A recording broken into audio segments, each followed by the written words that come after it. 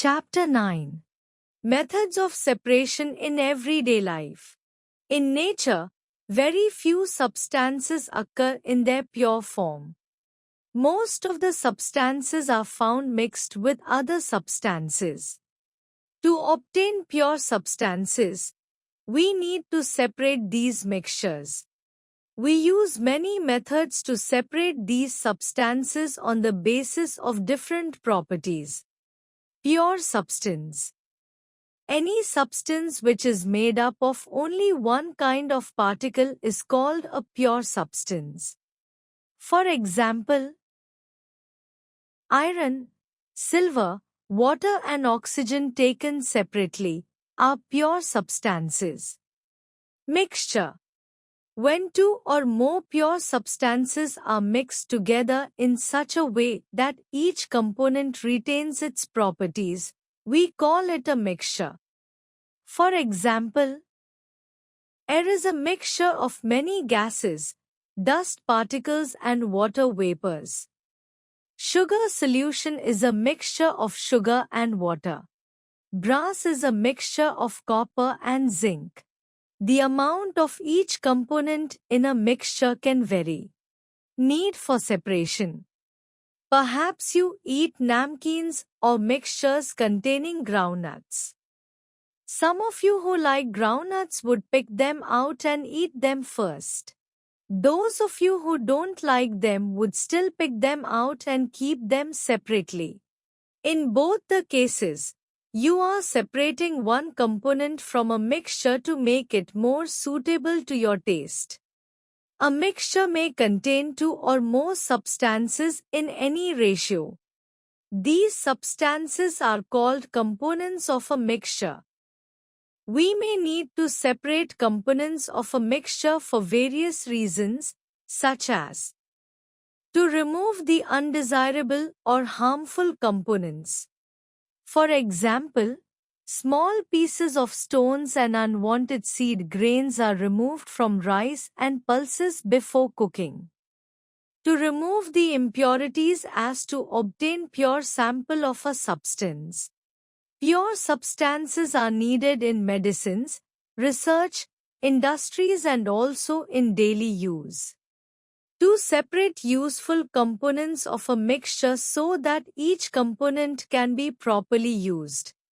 For example, petrol, diesel, kerosene, etc. are all useful components of crude petroleum and need to be separated.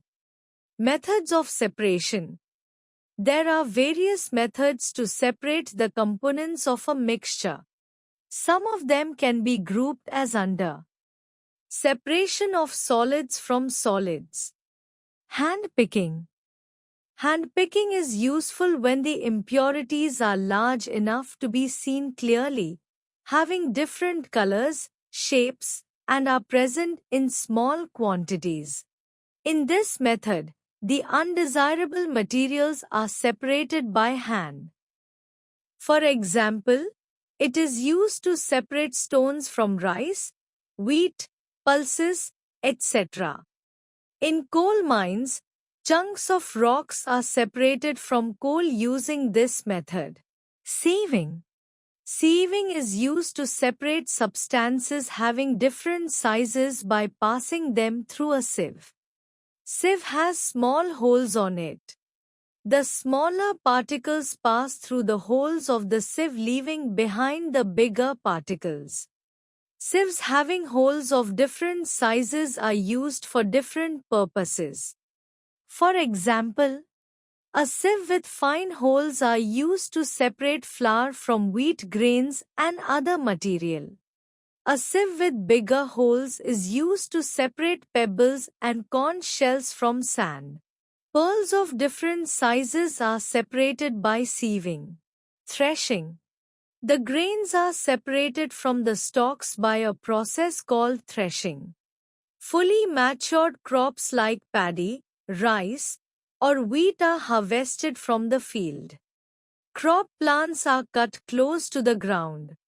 Stalks are dried in the sun before the grains are separated from them. Grains attached to the stalks are separated by the following ways. Methods of threshing. Stalks are beaten to free the grain seeds. The harvested crop is spread on the ground and bullocks or camels are made to walk over them again and again till the grains come out of the chaff. Nowadays, modern technology come forwarded to separate stalks from grain seeds. Farmers use threshing machines called thresher. Winnowing. Winnowing is the method of separating lighter substances from the heavier ones with the help of wind. This method is often used by farmers to separate the husk from grains. Farmers stand at a height with the mixture of grains in a big and flat tray. The mixture is then allowed to fall from the height. When it falls, the husk, being lighter, is blown away and grains, being heavier from a heap on the ground from where it is collected. The separated husk is used for many purposes such as fodder for cattle. Magnetic separation. The method in which a magnetic substance is separated from a non-magnetic substance in a mixture using a magnet is known as magnetic separation. A magnet attracts the iron-containing substances towards itself. Such substances are known as magnetic substances. This method is used for the commercial separation of iron and other magnetic substances like nickel and cobalt. Separation of insoluble solids from liquids. Sedimentation and decantation. Sedimentation is the method of separating two components in such a way that the heavier substance settles down. Mix some mud with water and leave the water in the container undisturbed for a while. After some time, the mud will settle down at the bottom of the container due to gravity. These particles of mud are known as sediments, and the process of formation of sediment is termed as sedimentation. Now, the clear water can be obtained by pouring it into another container without disturbing the sediment. The liquid above the sediments is called a supernatant liquid. The process of obtaining liquid from the insoluble solid is known as decantation. The process of decantation is also used in our everyday life. When rice and pulses are washed with water before cooking, then water with impurities is separated from them by decantation. Loading. The first raindrops of the rainy season have a black and muddy color. Why is it so? When it rains, all the dust and smoke, mainly carbon particles suspended in air, settle down on the earth, making the sky very clear. This happens because the raindrops attach itself to the dust particles, making it heavier, and so it settles down due to gravity. This method of separating the suspended particles from gas or liquid by making them heavier is known as loading. Loading can be used to clean water. During this process, alum, fitkari, particles get deposited on suspended clay particles of muddy water. This makes them heavier and they begin to settle down rapidly. Filtration. Have you seen how tea is prepared? Once the tea gets boiled, it is transferred to a glass or a cup using a special object called filter. A filter is an object which has very small holes through which only liquids can pass and the solid component is collected in the filter. This process of separating a solid and a liquid is called filtration. Filtration is like sieving, but the difference is that sieving is used to separate two solids, whereas filtration is used to separate a solid and a liquid. The holes present in a sieve are larger than the holes present in a filter. Separation of soluble solids from liquids. Evaporation and condensation.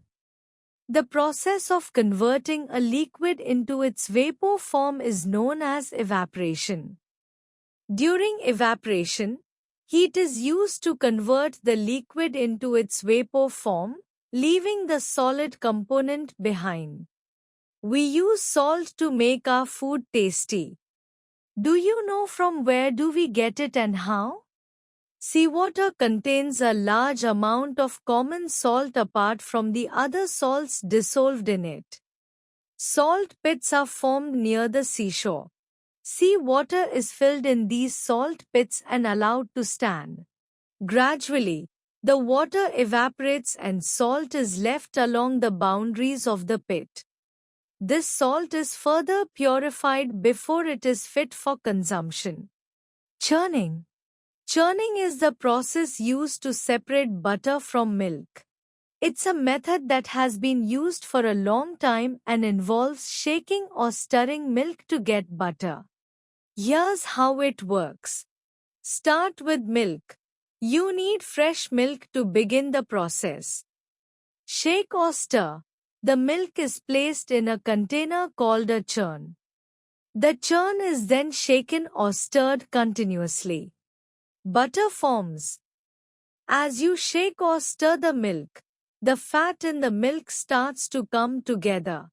This fat forms lumps that are called butter. Separate the butter. After churning, you will have two things: solid butter and liquid buttermilk.